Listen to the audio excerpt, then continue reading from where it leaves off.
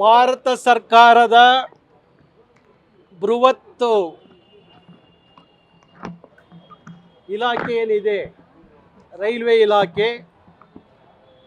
ಇಲಾಖೆಯಲ್ಲಿ ಪರೀಕ್ಷೆಗಳು ಉದ್ಯೋಗಕ್ಕಾಗಿ ನಡೆಯುವಂಥ ಪರೀಕ್ಷೆಗಳಲ್ಲಿ ಕನ್ನಡದ ಭಾಷೆಯಲ್ಲೂ ಪ್ರಶ್ನಾಪತ್ರಿಕೆಯನ್ನು ಕೊಡಬೇಕು.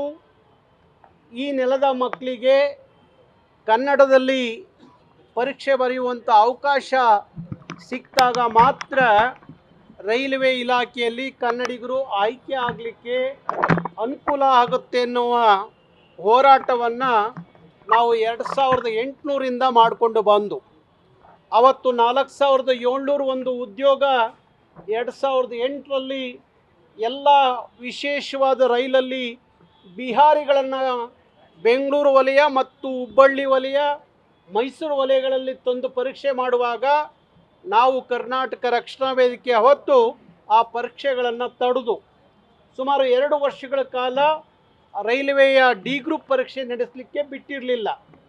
ಅದಾದ ಮೇಲೆ ಮಮತಾ ಬ್ಯಾನರ್ಜಿ ಕೇಂದ್ರದಲ್ಲಿ ರೈಲ್ವೆ ಸಚಿವರಾದ ಮೇಲೆ ಅವರು ಕರ್ನಾಟಕದ 4700 ಒಂದು ಉದ್ಯೋಗ ವಿಚಾರದಲ್ಲಿ ಯಾಕೆ ಪರೀಕ್ಷೆ ಮಾಡಲಿಕ್ಕೆ ಆಗ್ತಾ ಇಲ್ಲ ಅಂದಾಗ ಅಲ್ಲಿ ಅಧಿಕಾರಿಗಳು ಹೇಳ್ತಾರೆ, ಕರ್ನಾಟಕದಲ್ಲಿ KRV ಕರ್ನಾಟಕ ರಕ್ಷಣಾ ವೇದಿಕೆ ಯಾವುದೇ ರೈಲ್ವೆ ಪರೀಕ್ಷೆಗಳನ್ನು ಮಾಡಲಿಕ್ಕೆ ಬಿಟ್ಟಿಲ್ಲ.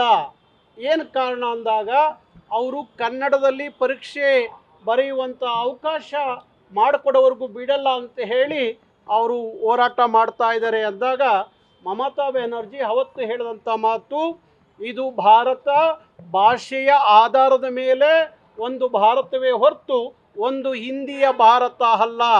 ಹಾಗಾಗಿ ರೈಲ್ವೆ ಇಲಾಖೆಯ ಎಲ್ಲ ಪರೀಕ್ಷೆಗಳಲ್ಲಿ ಇನ್ಮೇಲೆ ಆ ರಾಜ್ಯ ಭಾಷೆಯಲ್ಲೂ ಪರೀಕ್ಷೆ ಬರೀಲಿಕ್ಕೆ ಅವಕಾಶ ಕೊಡಬೇಕು ಅನ್ನುವ ಆದೇಶವನ್ನು ಅವತ್ತು ಅವ್ರು ಮಾಡಿದರು.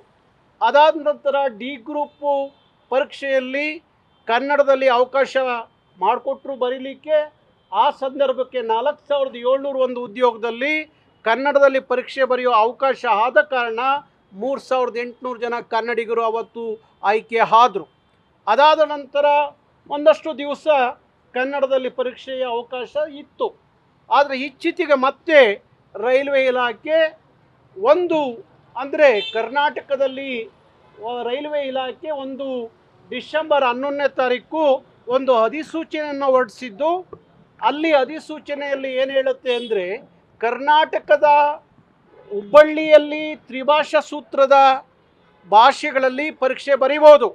ಹಿಂದಿ, ಇಂಗ್ಲೀಷು, ಕನ್ನಡದಲ್ಲಿ ಬರೆಯುವ ಅವಕಾಶ. ಮೈಸೂರಿನ ಡಿವಿಷನ್ ಏನಿದೆ ಅಲ್ಲೂ ಸಹ ಕನ್ನಡ, ಹಿಂದಿ, ಇಂಗ್ಲೀಷಲ್ಲಿ ಬರಿಬೋದು.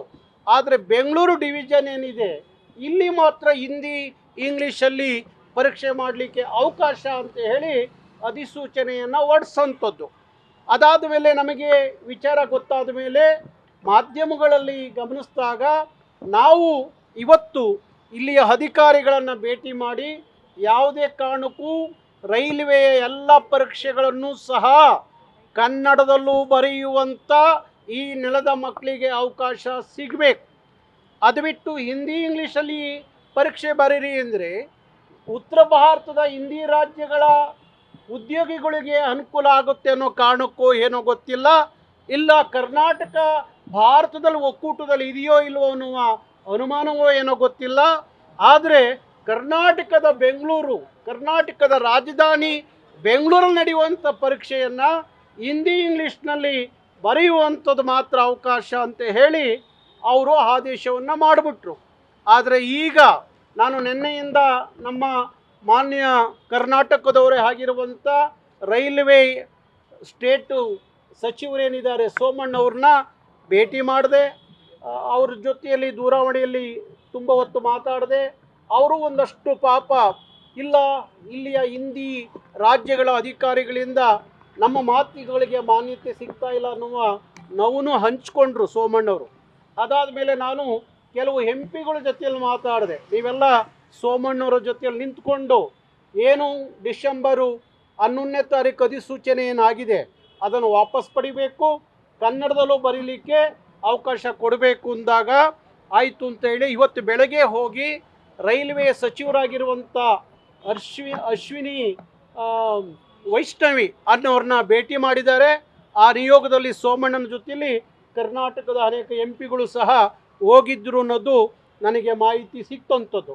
ಅದಾದ ನಂತರ ಈಗ ಅಧಿಸೂಚನೆ ಬಂದಿದೆ, ಎಲ್ಲ ಭಾಷೆಗಳಲ್ಲಿ ಪರೀಕ್ಷೆ ಬರೆಯುವ ಅವಕಾಶ ಇದೆ ಅಂತ ಹೇಳಿ ಆ ಅಧಿಸೂಚನೆಯನ್ನು ಇವತ್ತು ಈಗ ಇಲ್ಲಿಯ ಅಧಿಕಾರಿಗಳು ನನ್ನ ಗಮನಕ್ಕೆ ತಂದಂಥದ್ದು, ಆ ಅಧಿಸೂಚನೆಯನ್ನು ತೋರಿಸ್ತಂಥದ್ದು. ಅದು ಒಂದು ಕಡೆ ಆದರೆ, ಇನ್ನೊಂದು ಕಡೆ ಏನಾಗಿದೆ ಅಂದರೆ, ರೈಲ್ವೆ ಇಲಾಖೆಯಲ್ಲಿ ಕೆಲಸ ಮಾಡುವಂಥ ನೌಕರಿ ಮಾಡುವಂಥ ಜನರಿಗೆ ಒಂದು ಪರೀಕ್ಷೆ ನಡೆಯುತ್ತೆ. ಇಲ್ಲಿ ರೈಲ್ವೆ ಇಲಾಖೆಯಲ್ಲಿ ಪ್ರಮೋಷನ್ಗೋಸ್ಕರ ಒಂದು ಪರೀಕ್ಷೆ ಕೊಡ್ತಾರೆ. ಪ್ರಮೋಷನ್ಗೆ ಪರೀಕ್ಷೆ ಕೊಡುವಾಗ ಏನು ಮಾಡ್ತಾರೆ, ಅಲ್ಲೂ ಸಹ ಕನ್ನಡದಲ್ಲಿ ಪರೀಕ್ಷೆ ಬರೆಯುವಂಥ ಅವಕಾಶ ಸಿಗಲ್ಲ. ಕೇವಲ ಹಿಂದಿ ಇಂಗ್ಲೀಷ್ನಲ್ಲಿ ಪರೀಕ್ಷೆ ಬರೆದ್ರೆ ಮಾತ್ರ ನಿಮಗೆ ಪ್ರಮೋಷನ್ಸ್ ಕೊಡ್ತೀವಿ ಅಂತ ಹೇಳಿ ಆ ಪರೀಕ್ಷೆ ಮಾಡ್ತಾರೆ. ನಿನ್ನೆ ನನಗೆ ಕರ್ನಾಟಕದ ಅನೇಕ ರೈಲ್ವೆ ಇಲಾಖೆಯಲ್ಲಿ ಕೆಲಸ ಮಾಡುವಂಥ ಕನ್ನಡಿಗರು ನನ್ನ ಭೇಟಿ ಮಾಡಿದ್ರು. ಆ ನಿಯೋಗ ಅವರ ಬೇಡಿಕೆಯನ್ನು ಸಹ ನಾನು ಈಗ ಗಮನಕ್ಕೆ ತಂದಿದ್ದೀನಿ.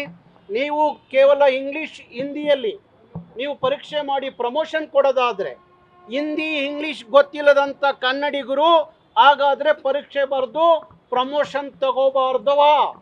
ಆದರೆ ಇದರ ಹುನ್ನಾರ ಏನು? ಬರೀ ಹಿಂದಿ ರಾಜ್ಯಗಳಿಂದ ಬಂದವರಿಗೆ ಮಾತ್ರ ಪ್ರಮೋಷನ್ ಸಿಗಬೇಕಾ? ಕರ್ನಾಟಕದ ಕನ್ನಡವನ್ನು ನಂಬ್ಕೊಂಡಿರುವಂಥ ಮಕ್ಕಳಿಗೆ ಪ್ರಮೋಷನ್ ಯಾಕೆ ಕೊಡಬಾರ್ದು? ಅದನ್ನು ಸಹ ಕನ್ನಡದಲ್ಲಿ ಬರೀಬೇಕು. ಅಲ್ಲಿವರೆಗೂ ನೀವು ಯಾವುದೇ ಪರೀಕ್ಷೆಗಳನ್ನು ನಡೆಸಬಾರ್ದು ಅಂತ ಹೇಳಿ ಅವರಿಗೆ ಮನವರಿಕೆ ಮಾಡಿಕೊಟ್ಟಿದ್ದೀನಿ. ಅದನ್ನು ಸಹ ರೈಲ್ವೆ ಬೋರ್ಡಿಗೆ ನಾನು ಇವತ್ತೇ ಕಳಿಸ್ತೀನಿ ಅಂತ ಹೇಳಿ ಅಧಿಕಾರಿಗಳು ಹೇಳಿದ್ದಾರೆ. ನೀವು ಕನ್ನಡದಲ್ಲೂ ಪರೀಕ್ಷೆ ಬರೆಯುವ ಅವಕಾಶ ಸಿಗೋವರೆಗೂ ಯಾವುದೇ ಪರೀಕ್ಷೆಗಳನ್ನು ಕರ್ನಾಟಕದಲ್ಲಿ ನಡೆಸಲಿಕ್ಕೆ ನಾವು ಬಿಡಲ್ಲ ಅನ್ನುವ ಅವರಿಗೆ ಮನವರಿಕೆ ಮಾಡಿ ಈಗ ಮನವಿಯನ್ನು ಸಲ್ಲಿಸಿದ್ದೀವಿ. ಅದನ್ನು ಒಪ್ಕೊಂಡಿದ್ದಾರೆ. ಕೇಂದ್ರ ರೈಲ್ವೆ ಸಚಿವರಿಗೆ ಮತ್ತು ರೈಲ್ವೆ ಬೋರ್ಡಿಗೆ ನಿಮ್ಮ ಮನವಿಯನ್ನು ಕಳಿಸ್ತೀವಿ. ಹಾಗೆ ನಾನು ಸಹ ಮತ್ತೊಮ್ಮೆ ನಮ್ಮ ಎಲ್ಲ ಲೋಕಸಭಾ ಸದಸ್ಯರೇನಿದ್ದಾರೆ, ಸಂಸದರೇನಿದ್ದಾರೆ, ಅವ್ರ ಜೊತೆಯಲ್ಲಿ ಮಾತಾಡಿ ಅಲ್ಲೂ ಸಹ ಅದು ಕನ್ನಡದಲ್ಲಿ ಆಗೋ ರೀತಿಯಲ್ಲಿ ಅವರ ಗಮನ ಸೆಳೆಯುವಂಥ ಕೆಲಸವನ್ನು ಮಾಡ್ತೀನಿ.